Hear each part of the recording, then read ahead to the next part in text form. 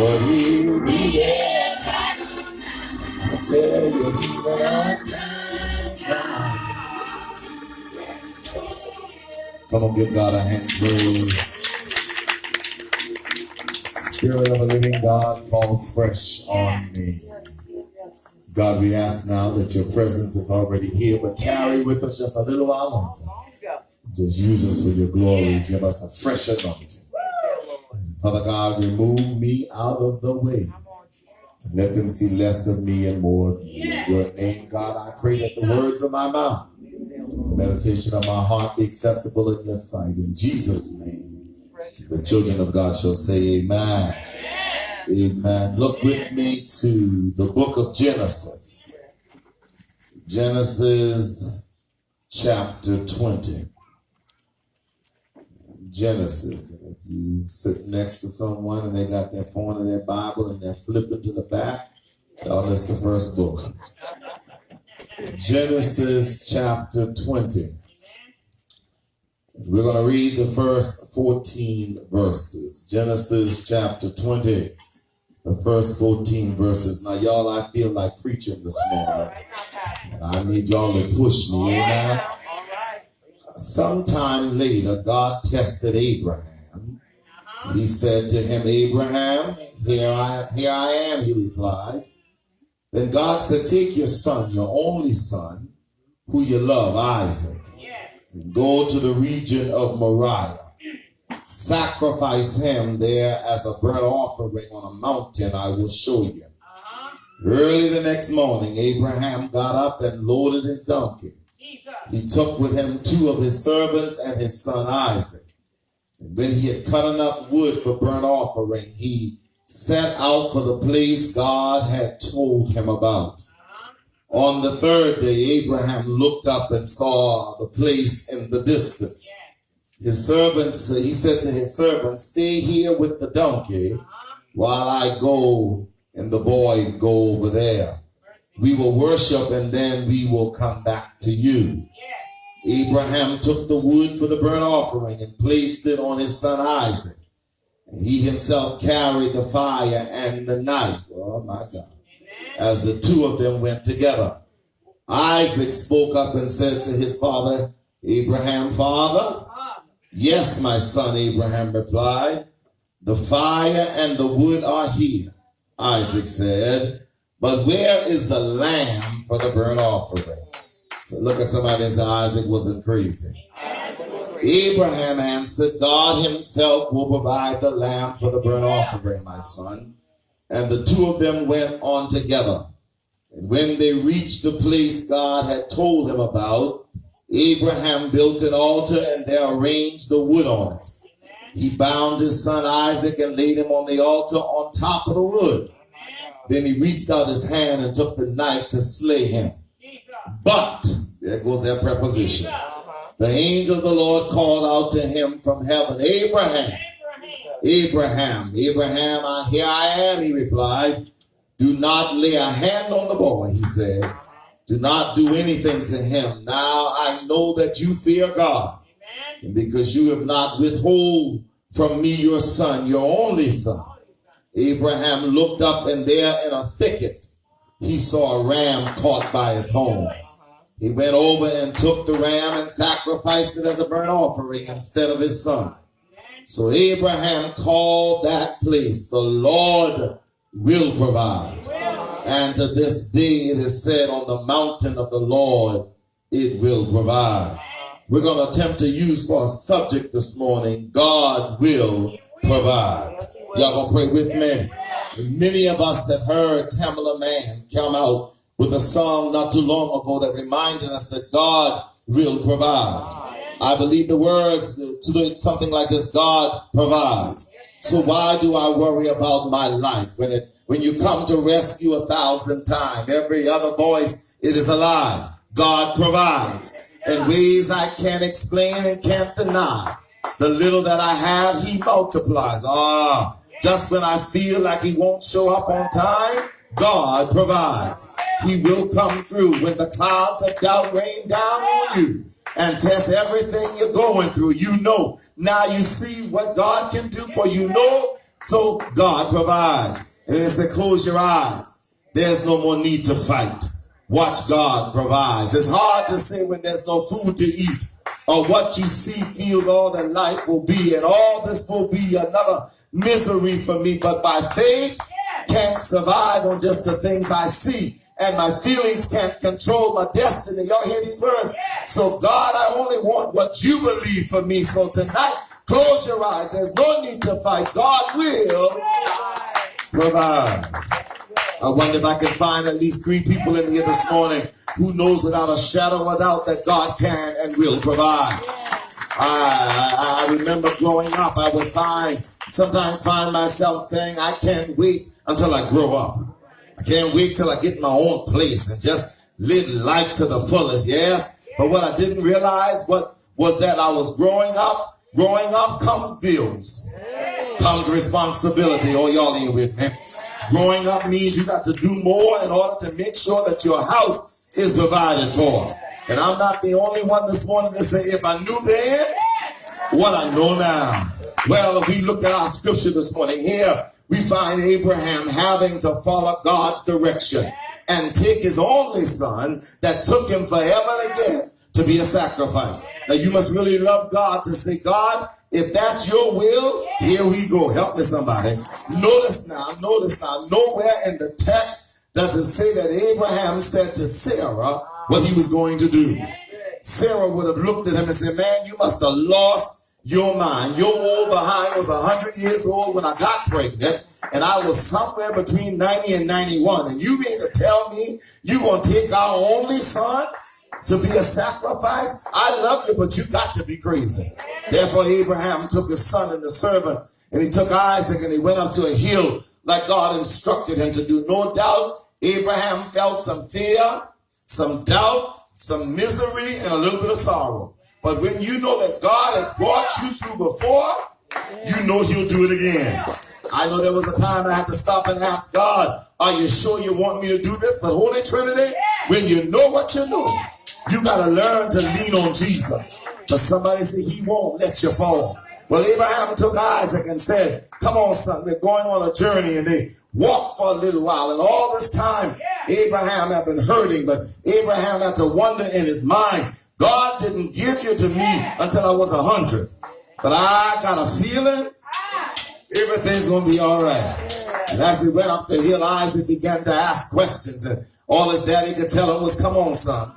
We got to get to the top of the mountain. Abraham built the fire and gathered the wood and fixed the altar and tied up Abraham. Oh, y'all ain't feeling it. And then he was about to put the knife in him. But notice what the scripture says. An angel caught his attention. Let me tell you, we got to slow down, church. Some of us are so busy. God is speaking and we're not listening. Can I get a witness? God is telling us to go right, but because we want to go left, we go left. But I stopped by to tell you, I've lived long enough. If God brings Arthur Holmes to it, he's going to bring me through it. I don't always understand the reason, but I can say today I've learned to trust the process. Well, Abraham was about to tie up his son, and then he heard a noise in the bush. Now, this version of the Bible says a thicket. I don't care if you say a thicket, a bush, a shrub, or a tumble of weed. All I know that a ram was caught in the bush. And God instructed Abraham that since you trust me enough, I have provided you a sacrifice. I've come to report to duty today to tell you God still, I say God still provide. I know you might seem right now you're going through a spiritual battle. You might be going through a health battle. You might be going through a financial battle. You might be going through a personal battle. You might be catching purity in hell.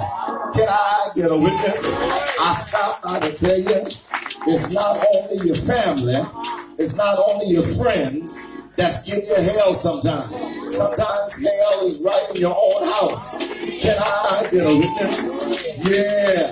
But I believe Philippians 4:19. Paul said, and God will, I said God will supply all of your needs according to his riches in glory. Can I get a witness? Won't God do it? I say, won't God do it? God will. God will. God will. God will. God will.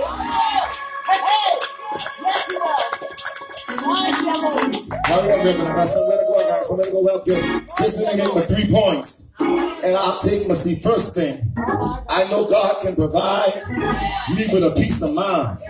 Can I get a witness? We are living in a world where so many things are happening. Oh, come on, catch me, Eddie.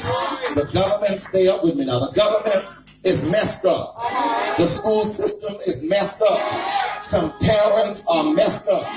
Wars are being fought.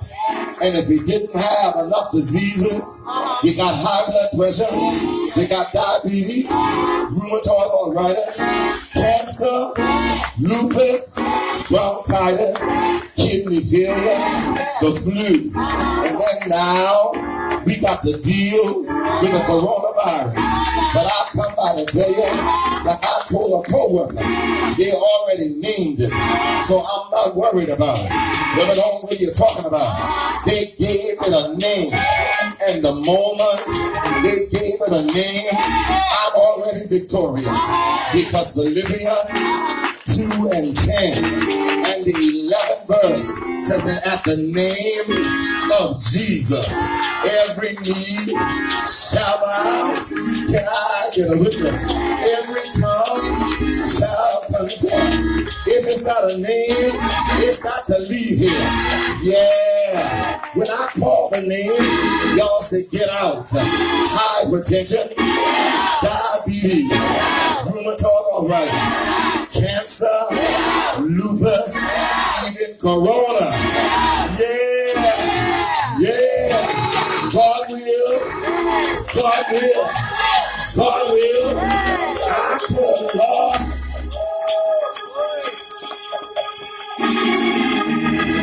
Let me tell you something. I know God will keep you at peace. He'll give you a peace of mind. I could have lost my mind when my mama died, when my brothers died, when folks lied on me, when friends deceived me, when people who I thought were for me were plotting against me.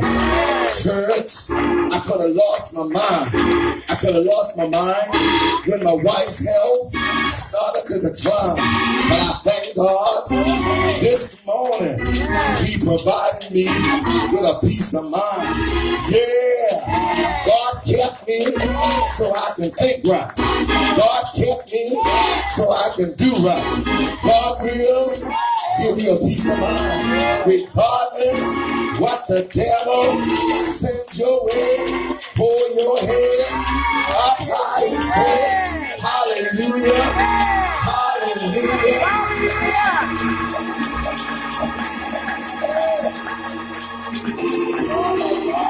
Let me tell y'all something. We don't like to talk about it, but I'm going to bring you up to this. We like to deny the fact that depression is real. But let me tell you something. Depression is a real thing. Can I get a witness?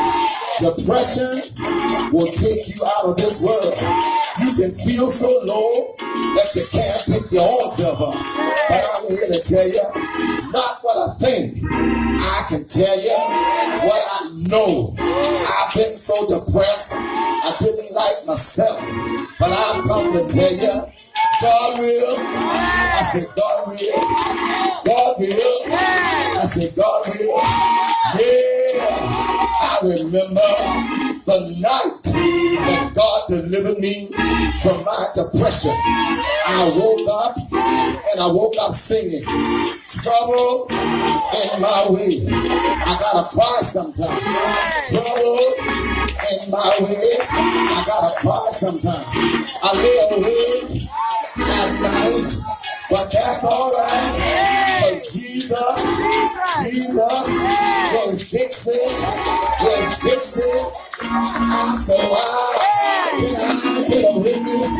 Won't He do it? Won't He do it?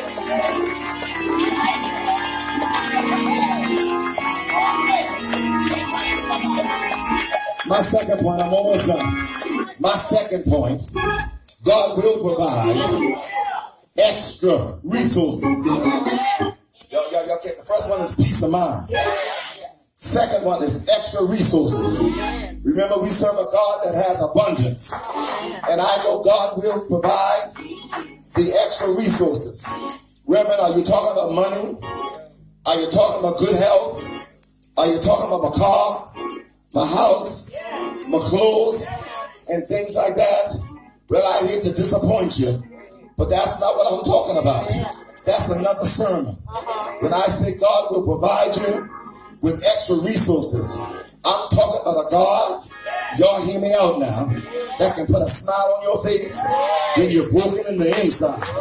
I'm talking about extra resource that God will allow you to stare your enemy in the face and tell them good morning. I'm talking about extra resource that you can put the devil under your feet. I'm talking about kind of resources that you can stand still and let the Lord fight your battle. I wonder if anybody here know about these resources. Yeah, that's why I can say, I can say this morning, when peace like a river attended my way, when sorrows like sea billow rose, whatever my lot thou hast taught me to say, it is well.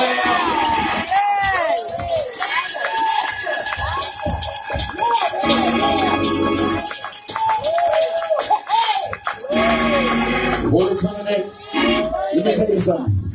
We got some power that we're not exercising. When you get home, read Deuteronomy 32 and 30. He said, he should one chase 1,000 and two can put 10,000 to a flight.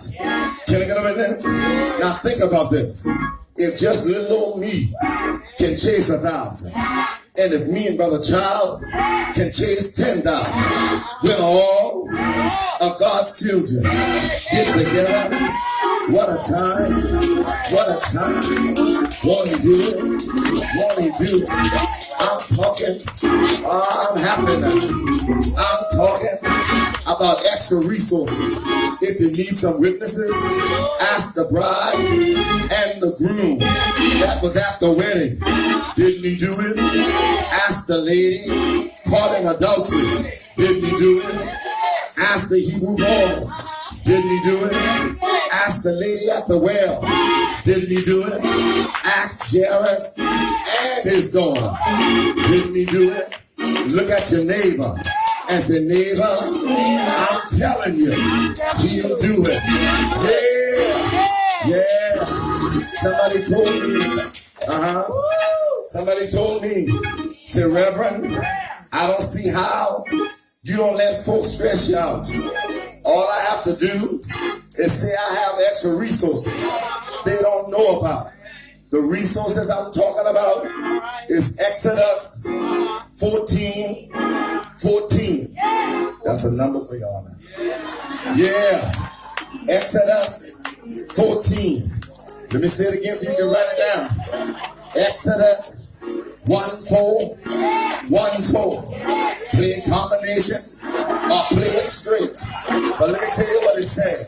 It says the Lord will fight your battle if you just be still. Yeah. Won't he do it? Won't he do it? Yeah. God will. Yeah. When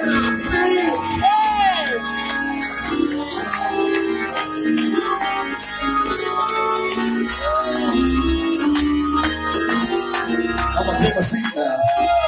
But my last point, God will provide you with a peace of mind. God will provide you, can I get a witness? With extra resources. But my last point, and let me bring this on in. God will provide you with a man called grace. I fell short. I made some mistakes. I don't always reach my goal. Sometimes I stumble. Sometimes I bruise. But because God is making a way out of no way, I'm here to tell you His grace. I say His grace is sufficient. I used to hear, yeah, Brother Vonzo, my mama would be in the house. My mama would be saying Amazing Grace, how sweet the sound that saved a wretch like me.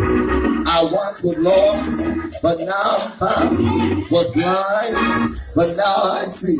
And then she'll go on, she said, through many danger, toils and snares, I have already come. 'Twas grace that brought me safe this far, and grace will lead me home. I didn't understand it then, but I understand it now. And I can say, like the Mississippi Mass Choir, your grace and mercy brought me, well, y'all ain't feeling me, brought me through.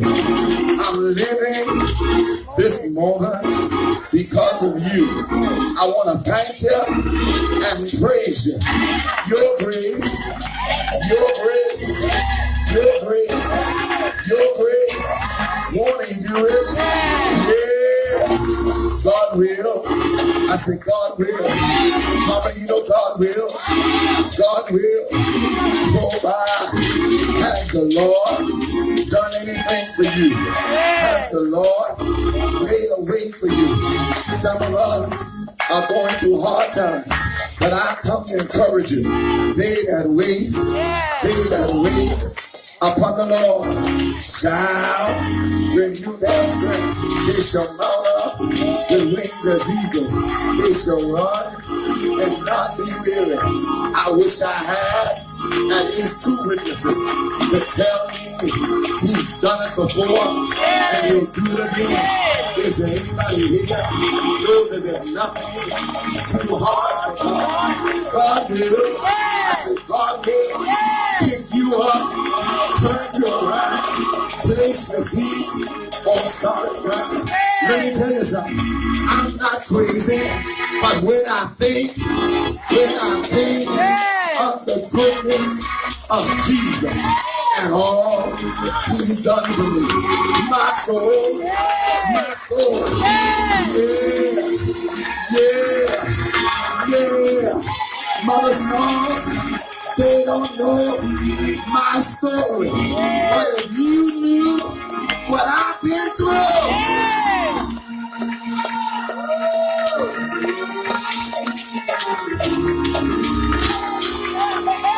God will. God will. God will.